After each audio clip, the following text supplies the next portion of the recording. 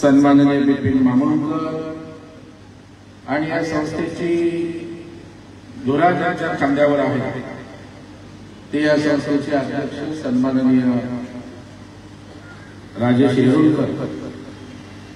दुसरे मुद्दाम चिपळूणवरून त्यांचा कार्यक्रम आटपून या ठिकाणी माझ्यासोबत आलेले सन्माननीय प्रशांत यादव यशस्वी उद्योजक आणि चिपळूण नागरी पतसंस्थेचे सर्व असणाऱ्या सुभाष चव्हाण यांचे जावई बाळगाव व्यासपीठावरील सर्वच सन्माननीय मान्यवर, या शाखेसाठी धावपळ करणारे आमचे महेश शिंदे आणि मोरे, राजेश सकपाळ, प्रसन्न पालांडे, सर्व सन्माननीय मान्यवर, माफ करा कारण लोक बराच वेळ या ठिकाणी उपस्थित आहेत। खरं म्हणजे मी आपल्या सगळ्यांची सर्वप्रथम दिलगिरी व्यक्त करतो की मला या ठिकाणी यायला जवळपास 1.5 तास उशीर झाला। खरं म्हणजे चिपळूण नागरी पतसंस्थेचा कार्यक्रम होता। राज्य संघावर अध्यक्ष म्हणून निवड झाल्यानंतर त्या ठिकाणी माझा जाहीर सत्काराचा कार्यक्रम होता आणि त्याबरोबर कोकणामध्ये ज्यांनी यशस्वी चिपळूण नागरी सहकारी पतसंस्था चालवली त्यांना 78 वर्ष पूर्ण झाली आणि अशा या थोर नेत्याला अभिवादन करण्यासाठी शुभेच्छा देण्यासाठी मी त्या ठिकाणी उपस्थित होतो। तो कार्यक्रम सकाळी 11ची वेळ दिली होती, परंतु मुंबईतून मी विशेष विमानाने रत्नागिरीला गेलो का तर लवकर इथे यावं म्हणून, परंतु त्या ठिकाणी विमानाच 1 तास उशिरा त्या ठिकाणी बोलावला। रत्नागिरीलाच मी 12-12:30ला लँड झालो आणि चिपळूणचा कार्यक्रम जवळपास आम्ही 2 वाजता संपून आज या ठिकाणी आपल्या दर्शनासाठी उपस्थित आहे। म्हणून मी आपली दिलगिरी व्यक्त करतो आणि आपले आभार मानतो की 3-4 तास उशीर होऊन सुद्धा एवढी लोक बसू शकतात, हाच या ठिकाणी आमच्यावर विश्वास आहे आणि हाच विश्वास या पतसंस्थेला भविष्याकडे पुढे नेल्याशिवाय राहणार नाही हे मी आवर्जून या ठिकाणी सांगतो। खरं म्हणजे आज आपण जर बघा तर आपली ही 5वी शाखा होती। पतसंस्थेचा इतिहास या ठिकाणी काही लोकांनी सांगितला की 1936 म्हणजे स्वातंत्र्यापूर्वी स्थापन झालेली संस्था होती आणि काही नेतृत्वाला मर्यादा असल्या, नेतृत्वाची उमेद कुठे कमी पडली तर संस्था त्या ठिकाणी फक्त संस्था राहते, ठप्प पडते आणि मग स्वातंत्र्यापूर्वीची ही पतसंस्था आपल्या समाज बांधवांनी, मराठा समाजाच्या लोकांनी येऊन एकत्रित निर्माण केली आणि ज्या वेळेला ही पतसंस्था आता बंद पडते अशा स्थिती झाली आणि त्या बंद पडलेल्या संस्थेचं नेतृत्व राजेश येळूरकरांनी घेतलं होतं।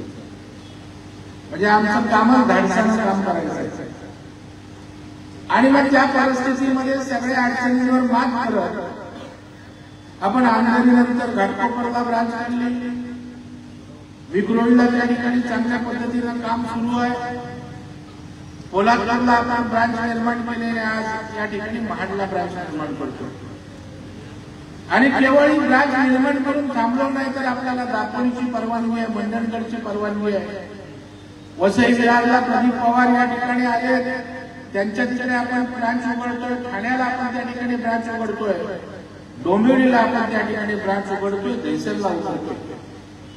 म्हणजे अत्यंत गतीनं गेल्या 90-95 वर्षाचा बॅकलॉग या ठिकाणी भरून काढण्याचं काम आम्हाला करायचं आहे।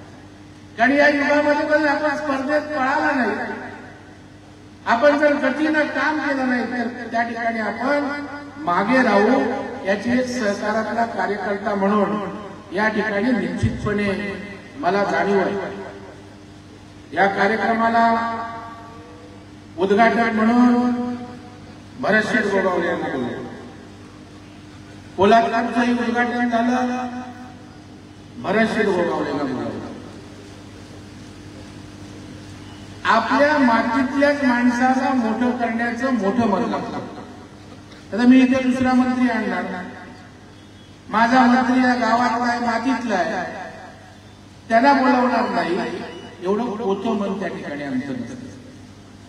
आणि त्यामुळे आपल्या मातीतला माणूस आहे, सर्वसामान्य माणसांशी लाल जोडलेला माणूस आहे, आपण त्याच्याच हस्ते उद्घाटन करावं म्हणून आज या ठिकाणी भरतशेठच्या हस्ते आपण या कार्यक्रमाचं उद्घाटन केलं। तर भरतशेठचा पायगुणी पण चांगला आहे, आपला पोलादपूरचं उद्घाटन शेठ केलं, चांगली ब्रँच आपल्या त्या ठिकाणी चालली। आणि केवळ मोठ्या मनामध्ये नाही, त्या मागे या ठिकाणी माझा स्वार्थ पण, कारण जसं आमच्या किशोरभाई बोलले, मी कुठलंही काम सहज करत नाही, विनाकारण करत नाही।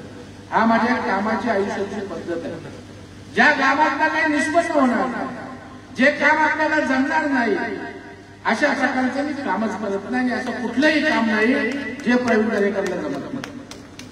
आज भरतशेठ रोजगार हमी योजना मंत्री आहे, त्याचबरोबर ते फलोत्पादन मंत्री। मगाशी आमच्या जिजाबा पवार यांनी सांगितलं की तुम्ही नोकरी मागणारे होऊ नका, चाकरी करणारे होऊ नका, तर नोकरी देणारे व्हा, अशा प्रकारची अपेक्षा व्यक्त केली। मी मगाच्याही चिपळूणच्या भाषणात सांगितलं, या ठिकाणी सहकाराच्या माध्यमातून आज आपली कोकणातली लोक कुठे जातात? 10वी पास झालं, नापास झालं, ग्रॅज्युएशन झालं, चालला मुंबईला, नाहीतर चालला पुण्याला। आणि काय जाऊन आपण शहरात बोलतो, कुठल्या तरी हॉस्पिटलला वाढवाय बांधणार आपला माणूस, कुठेतरी मंत्रालयात शिपाई, अगदी एखादा असला तर अधिकारी, किंवा कुठे कॅन्टीनला त्या ठिकाणी काम करणार। आणि मग या कधीतरी थांबणार आहे, आणि मग या थांबवण्याची क्षमता केवळ सहकार चळवळीत आहे, हे मी स्वतः त्या ठिकाणी पाहिलं।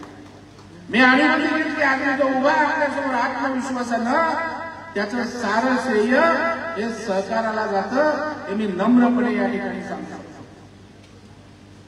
आणि मला रोजगार द्यायचा असेल तर रोजगार मंत्री आपल्याकडे पाहिजे, आपल्याला पाठबळाची हमी पाहिजे, भरतशेठ आपल्याला त्या ठिकाणी पाहिजे।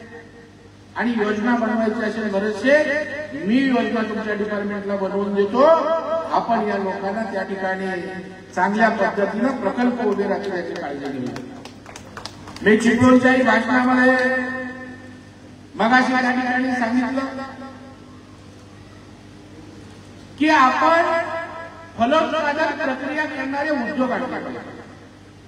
किशोरभाई, तुमचं नाव चिपळूणला पण घेतलं, तुम्हाला चिपळूणला पण मी सोडलं नाही, कारण 10-15 वर्षापूर्वी माझा सत्कार आंबेडकर स्मारकात केला होता, त्यावेळी मी आवाहन केलं होतं की एकाने पुढे या, आपल्याला जे लागतील ते पैसे जिल्हा बँकेच्या माध्यमातून उपलब्ध होईल। आज 10-15 वर्ष झाली, मान कोल्हापूरमधना एक माईचा पूत त्या ठिकाणी, भाऊ मला हे करायचं आहे, आपला आशीर्वाद मदत हवी, एक माणूस सांगत नाही।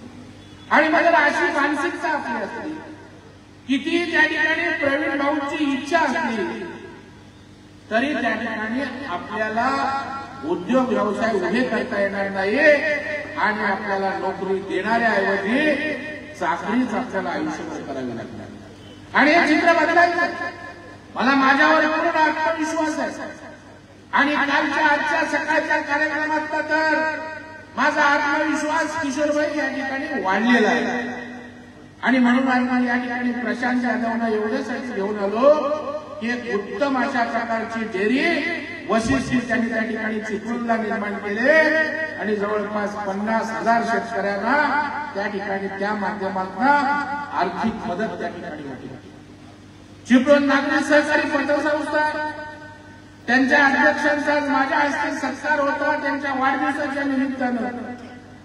कोकणात सुद्धा 1,500 कोटीची संस्था या ठिकाणी आहे, याच्यावर माझा विश्वास नसतो. बरं, ज्या पद्धतीने त्या संस्था चालवतात त्यावरून माझ्या मनाची खात्री झाली, येणाऱ्या 2-5 वर्षामध्ये कोकणात सहकार आपण तातडीने त्या ठिकाणी वाढवू आणि त्या सहकाराच्या माध्यमातून इथल्या बेकार तरुणांच्या हाताला काम, माझ्या महिला भगिनीच्या हाताला काम देण्याचा प्रामाणिक प्रयत्न या ठिकाणी निश्चितपणे आपण करणार आहोत. आणि कोण बोलू शकतो? ज्यांनी केलंय तो बोलू शकतो. मुंबई जिल्हा मध्यवर्ती बँकेच्या माध्यमातून ज्या वेळेला सिद्धार्थ कांबळेंनी उल्लेख केला की आम्ही संचालक म्हणून आलो, त्यावेळेला 1,200 कोटीची बँक 16,000 कोटीवर आली आणि केवळ आम्ही डिपॉझिट गोळा केले, कर्ज वाटले एवढ्या पुरतं नाही, तर त्यातल्या सामाजिक बांधिलकी आम्ही त्या ठिकाणी जपली. राज्याच्या वेगवेगळ्या प्रकल्पांना पैसे दिले, सरकारच्या प्रकल्पांना पैसे दिले, ज्याचा उल्लेख प्रकाशने केला. कोकण रेल्वेला आम्ही 200 कोटी दिले. कापूस उत्पादक अडचणी होता त्या ठिकाणी कॉटन फेडरेशनला आम्ही 200 कोटी रुपये दिले. त्या ठिकाणी जिथे जिथे जे जे गरज लागेल सरकारला मदतीचा हात एक बँक देते, सहकारी संस्था देते. आज आपण बघा, मी कोकणात ओरडतो फलोत्पादन प्रक्रिया केंद्र करा. कोकणात एकही प्रकल्प झाला नाही, पण अमरावतीच्या अचलपूरला बच्चू कडू माहिती आहे का तुम्हाला? बच्चू कडूंनी संत्र्यावर प्रक्रिया करणारा उद्योग केला. 15 कोटी रुपये मी त्यांना दिले. आज प्रकल्प त्या ठिकाणी सुरू आहे. आज त्या ठिकाणी ज्यूस एक्सपोर्ट त्या ठिकाणी करतात. म्हणजे अचलपूरचा अमरावतीचा माणूस मुंबईत येतो, तुमच्या मातीतल्या माणसाला भेटतो, तिथे प्रकल्प सुरू करतो, परंतु 2-3 तासावर असणाऱ्या मुंबईला येऊन भाऊ मला पण काहीतरी करायचंय, आपण मार्गदर्शन करा. अशा प्रकारची जोपर्यंत तुमच्या मानसिकता येत तोपर्यंत आपला विकास होऊ शकत नाही. त्यामुळे विकासाची संकल्पना म्हणजे केवळ रस्ते झाले पाहिजे, पाणी झालं पाहिजे नाही, तो होतोय. आमच्या अमित मोरे या ठिकाणी मला प्रभाकर मोरेंच्या आवर्जून आठवण करावीशी वाटते. त्यांच्या काळामध्ये कधी 9 रस्ते झाल्या, पाण्याच्या योजना झाल्या, नंतर काय झालं आपण बघितलं. बरेचसे मंत्री आहेत, त्या माध्यमातून त्या ठिकाणी वेगवेगळ्या प्रकारचं सरकारच्या माध्यमातून आपण काम करू. मी त्या ठिकाणी मुख्यमंत्र्यांच्या माध्यमातून जे जे चांगलं आणण्याचा प्रयत्न करायचा आहे तो करतोय. त्यांनाही विकास कामाला हातभार लावला. आपण त्या ठिकाणी टेंभुर्णीला मोठं हॉस्पिटल त्या ठिकाणी आणलं, हे होत राहते. परंतु त्याचबरोबर जो पर्याय शेतकऱ्याच्या इथल्या भूमिपुत्राच्या खिशात पैसे खेळत नाही तोपर्यंत त्या विकासाला अर्थ उरतो.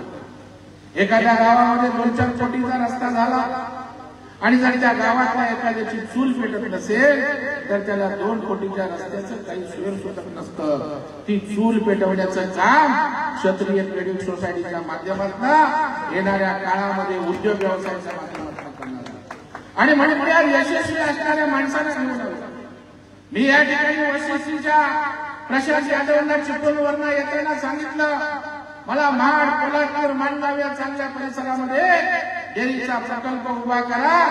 जे पैसे लागतील ते मुंबई जिल्हा मध्यवर्ती बँक त्या प्रकल्पाला देईल. कारण आपण दमलो, आपण काय करत नाही. मग बोललो शेजारच्या माणसाला आणावं. त्यांनी तरी काय केलं तर तो आदर्श घेऊन आपण त्या ठिकाणी पुढे जाऊ आणि तशा प्रकारचा प्रयत्न या ठिकाणी म्हणजे जिजाबा पवार आमचे सातारेचे, ते इथे येतात, 57 कोटीचा धंदा करतात आणि आम्ही काहीच करत नाही. चिपळूणच्या त्या ठिकाणी प्रशांत यादव येतात, चिपळूणला त्या ठिकाणी दुधाचं केंद्र काढतात आणि संकलन आपल्या करंजाडी वगैरे या भागातला किती प्रशांत समजा 5,000 दुधाचं संकलन इथून करतात. मग आपण कधी करणार आहोत की नाही? आपल्याकडे सरकार आहे, आपल्याकडे मी आहे, अंतपुरवठा करणाऱ्या यंत्रणा आहे, मुंबई जिल्हा बँक आहे, रायगड बँक आहे, लवकरच आणतोय, त्या ठिकाणी क्रेडिट सोसायटी आहे, कोकणात आपण हे सारं उभं करतोय. परंतु ज्यांच्यासाठी करायचं आहे ते जर यामध्ये तरुण तरुणी किंवा जर आपले हडसाने लोक पुढे आले नाही तर दुर्दैवानं आपण काहीच करू शकणार नाही. आणि त्याच्यामुळे माझं नम्र आवाहन या मार्चच्या सगळ्या माझ्या रहिवाशांना, एक लक्षात ठेवा, सहकारात राजकारण नसतं. आपल्याला आपल्या सहकारातल्या मोठ्या नेत्यांनी सांगितलं की राजकारण सहकारामध्ये राजकारणाची सगळी पादत्रानं बाहेर ठेवा. हा सहकाराचा मूलमंत्र आहे. पक्ष आपल्या ठिकाणी असतात, आता व्यासपीठावर मुंबईत राज्यात माझ्याबरोबर काम करतात ते वेगवेगळ्या पक्षाचे, पण सहकार म्हणून जेव्हा आम्ही काम करतो तेव्हा आम्ही सगळे त्या ठिकाणी एकत्रित असतो.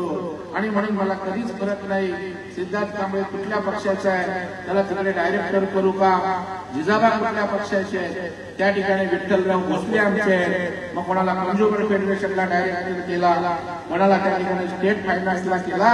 पण काम करणाऱ्यालाच लोक ताकद देऊ शकतात. जर आपण काम करणार नसू, पुढे येणार नसू, तर येरे माझ्या मागल्यासारखं या ठिकाणी आपल्याला आयुष्य जगावं लागेल. आणि कदाचित तुम्हाला या ठिकाणी धाडसाचं वाटेल, पण मी पाऊल उचललंय. या कोकणाला त्या ठिकाणी सरकारच्या माध्यमातून फलोत्पादन प्रक्रिया करून मासेमारीवर प्रक्रिया करणारे निदान 4-5 प्रकल्प तरी या कोकणामध्ये येणाऱ्या 3-4 वर्षामध्ये आपण आणणार आहोत. सरकारचं पाठबळ घेऊ, बरेचसे आपण पाठबळ घेऊ. मत्स्यमंत्री सुद्धा नितेश यांनी आपल्या कोकणातले या सगळ्यांना बरोबर घेऊन कोकणाची अर्थव्यवस्था त्या ठिकाणी मजबूत कशी होईल, बळकट कशी होईल, आणि या माझ्या मातीतला माणूस या मातीतच कसा राहील याची काळजी घेण्याचं काम भविष्यामध्ये या ठिकाणी करणार आहे. मगाशी कोणीतरी सांगितलं की मराठा नाव आहे. एक लक्षात ठेवा, सहकारात अशा प्रकारचं कुठलंही त्या ठिकाणी राजकारण नसतं. सहकाराला जातच नसते. सहकारामध्ये त्या ठिकाणी सर्व पक्षाचे, सर्व जाती धर्माचे लोक त्या ठिकाणी काम करत असतात. आता ही स्थापन करणारी लोक एक निवडक त्या समाजाची होती, म्हणून आपण ते त्या ठिकाणी केलं. परंतु मी आज आपल्याला आश्वस्त करतो की ही संस्था त्या ठिकाणी महाड पोलादपूरच्या प्रत्येक गरजूला मदत करेल अशा प्रकारचा विश्वास या निमित्ताने मी आपल्याला देतो. आज या ठिकाणी मला आनंद आहे, अभिमान आहे या ठिकाणी की आज पहिल्याच दिवशी जवळपास 1.25 कोटीच्या ठेवी या ठिकाणी जमा झाल्या. बरं, अजून मी लक्ष घातलेलं नाही, म्हणजे मी 50 जरी फोन केले महाड पोलादपूरला तरी 10-15 कोटी लगेच त्या ठिकाणी जमा होतील. बरोबर आहे ना? आणि ते करणार आहे त्या काळात. त्याच्यामध्ये जिजाबा पवारांच्या ज्ञानदीप भांडला येऊन किती वर्षात जिजाबा राहुल किती 19 वर्षात 50 कोटीचा व्यवसाय करते. मी सांगतो 2 वर्षात आपण 50-100 कोटीचा व्यवसाय करायचा आणि आपण ठरवलं की करतो. त्याच्यामुळे आणि त्या माध्यमातून आपल्याला काही कोणाशी स्पर्धा करायची नाही.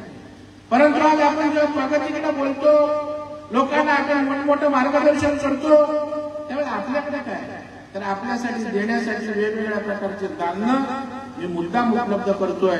आणि या सगळ्या संस्थांचा, या सगळ्या सहकाराचा निश्चितपणे या महाड आणि पोलादपूर परिसरातील लोकांना त्या ठिकाणी निश्चितपणे उपयोग होणार आहे यावर माझा विश्वास आहे.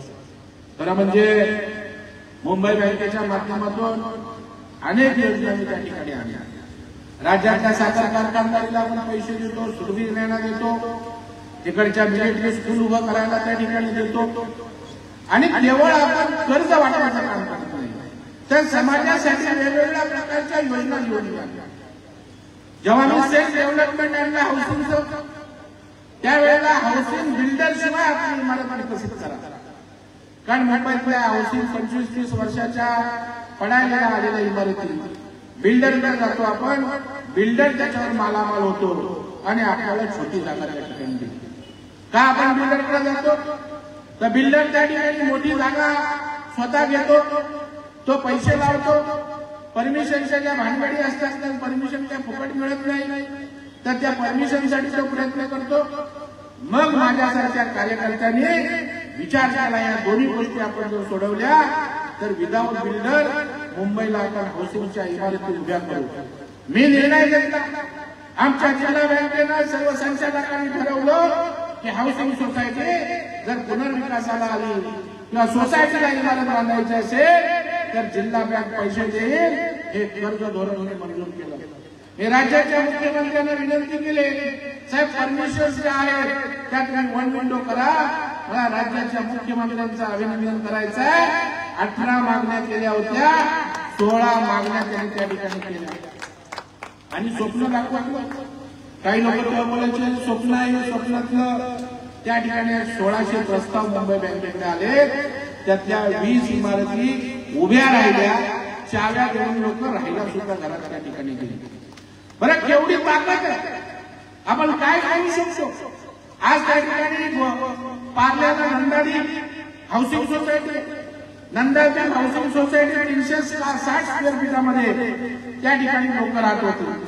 बिल्डर त्यांना 700 स्क्वेअर फीटाचं बरंचसं घर देणार होतं. ते आमच्याकडे आल्या, बोले आम्हाला स्वयंरोजगार विकास करायचा, आम्हाला पैसे द्या. आम्ही त्यांना 60 कोटी रुपये मंजूर केले. 360 ते 700 देणार होता. त्या ठिकाणी पार्ल्यासारख्या ठिकाणी श्रद्धानंद रोडला 1400 स्क्वेअर फीटामध्ये सर्वसामान्य मध्यमवर्गीय मराठी माणसाला राहायला त्या ठिकाणी गेला. हे आम्ही करतो. 700 रुपये नफा बिल्डर कमवणार होता. अशा प्रकारच्या 20 इमारती आपण उभ्या केल्या आहेत. आमचे पोलादपूरकर इथे आहेत, त्यांच्या 4 कोपऱ्यातच 8-10 सोसायटी आहेत. त्यांच्या ठिकाणी सुद्धा आपण डबल ट्रिपल जागा त्या ठिकाणी देतोय. मी उल्लेख एवढ्यासाठी केला, ज्या वेळेला आपल्याकडे सत्ता असते, ज्या वेळेला आपल्याकडे पद असते, ज्या वेळेला आपल्याकडे संस्थात्मक ताकद असते, तिचा उपयोग हा सर्वसामान्यांना झाला पाहिजे. लाडक्या बहिणीला सरकारने 1,500 रुपये दिलं, त्याच वेळेला त्या ठिकाणी 1,500 रुपये त्याचा अकाउंट उघडायला पैसे नव्हते. तुमच्या मातीतला प्रवीण दरेकर आहे, 0 पैसे घेऊन लाखो अकाउंट त्या ठिकाणी जिल्हा बँकेत उघडले, 0 पैसे घेऊन. आणि आपण जेव्हा एखादं प्रामाणिकपणे काम करतो ना, तेव्हा स्वार्थातला पण परमार्थ होतो. आमचा त्यातून फायदा झाला. आम्ही आज 1 लाख अकाउंट आमच्याकडे आले, जवळपास 12-13 कोटी रुपये लो कॉस्ट त्या ठिकाणी आमच्याकडे जमा होतो. उद्देश आमचा चांगला होता. आम्हाला वाटलं होतं लॉस होईल, परंतु आम्हाला दर महिना 12-13 कोटी रुपये या सरकारचे आमच्या खात्यात त्या ठिकाणी येतात. तेवढ्या वेळ खर्च नाही, तर या महिलांना व्यवसायात आणलं पाहिजे, या महिलांना उद्योग व्यवसाय केला पाहिजे. म्हणून त्या ठिकाणी मी कर्ज योजना आणली. आम्ही 8% व्याजदराने कर्ज ठरवलं. नंतर माझ्या मनात आलं की आपण 0% व्याजदराने द्यायचं, बिनव्याजी कर्ज द्यायचं महिलांना. कारण या महिलांना जर त्या ठिकाणी व्याज द्यावं लागलं नाही तर त्या आणखी ताकदीनं काम त्या ठिकाणी करू शकते. मी पुन्हा राज्याच्या मुख्यमंत्र्यांना धन्यवाद देतो. मी मुख्यमंत्र्यांकडे गेलो, मुख्यमंत्र्यांना त्या ठिकाणी सांगितलं की साहेब आपला जो विचार आहे की या महिलांचे पैसे हे अर्थव्यवस्थेत आले पाहिजे, त्यांनी उद्योग व्यवसाय केला पाहिजे. माझ्याकडे साहेब कल्पना आहे, यांना मी 0% व्याजदराने पैसे देतो. तर बोलले कसे असे, तर मी बोललो आपलं सरकार 4 महामंडळ जी आपली आहेत ती 12% व्याजाचा परतावा देतात. विजयराव गंमत बघा कशी, म्हणजे एमपीडीसी महामंडळ आहे, आई नावाची योजना आहे त्यांची महिलांसाठी, 15 लाखांपर्यंत सगळं व्याज सरकार करतं, 12% त्याचबरोबर अण्णासाहेब आर्थिक विकास महामंडळ आहे, त्याचबरोबर ओबीसी महामंडळ आहे, त्याचबरोबर भटक्या विमुक्त महामंडळ कोण राहिला आता. आणि मग साहेबांना बोललो की हे व्याजाचा परतावा आमच्या मुंबई बँकेच्या कर्ज योजनेशी सांगण्यात आला. मला सांगायला अभिमान वाटतो, मुख्यमंत्र्यांनी तात्काळ बैठक लावली आणि बैठकीमध्ये 4 महामंडळाच्या वरिष्ठ अधिकाऱ्यांना त्या ठिकाणी बोलावलं आणि त्यांना सांगितलं काय अडचण आहे. ते बोला अजिबात नाही. एका मिनिटात निर्णय घेतला.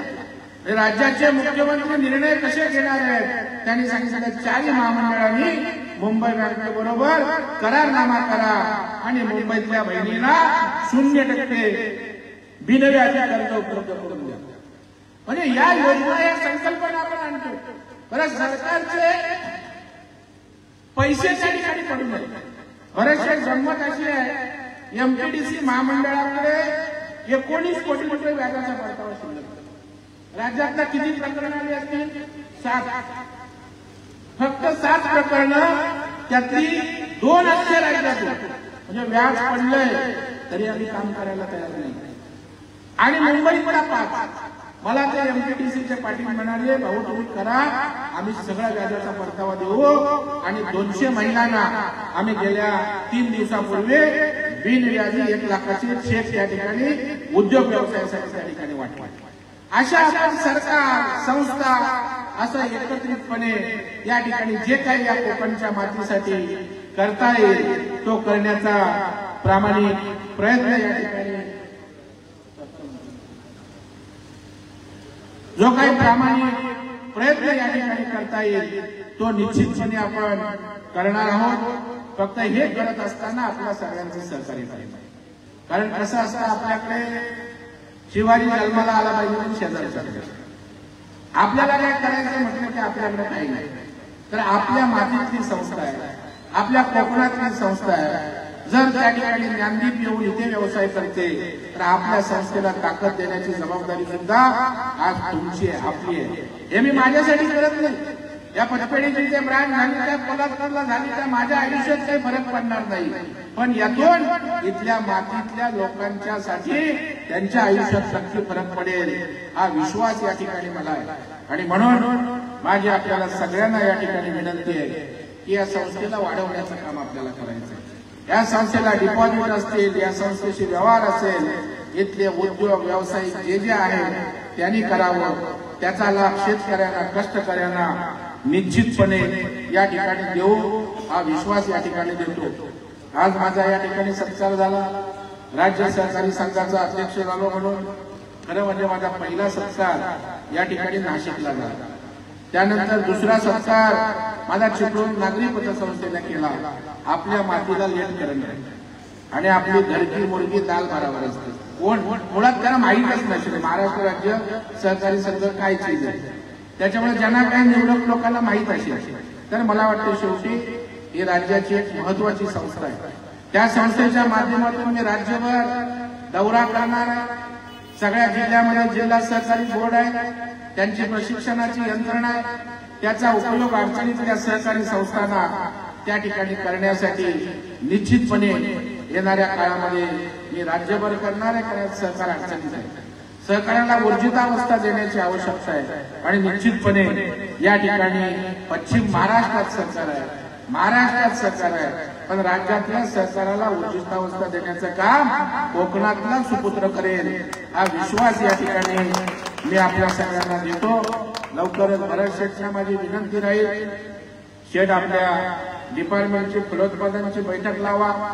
राज्य सहकारी बँक असेल, आमची जिल्हा बँक असेल, आपण रत्नागिरी बँक आपलीच आहे, सिंधुदुर्ग राणे साहेबांची आहे, या सगळ्या बँका एकत्रित येऊन एक 5-10 चांगले फलोत्पादनाची प्रक्रिया उद्योग आपण या कोकणामध्ये निर्माण करूया, जेणेकरून एक चांगली संधी आपल्याला त्या ठिकाणी आली.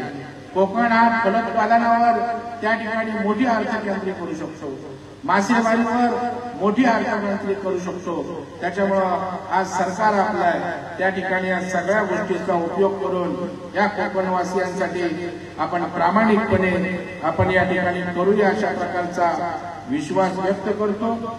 आपण या ठिकाणी सुरुवात केली पाहिजे. मला पोलादपूरच्या गोविंद चोरगेंचा आवर्जून उल्लेख करायचा आहे की मी विरोधी पक्षनेता असताना दौऱ्यावर होतो, शेवटचं बोलून संपवणार.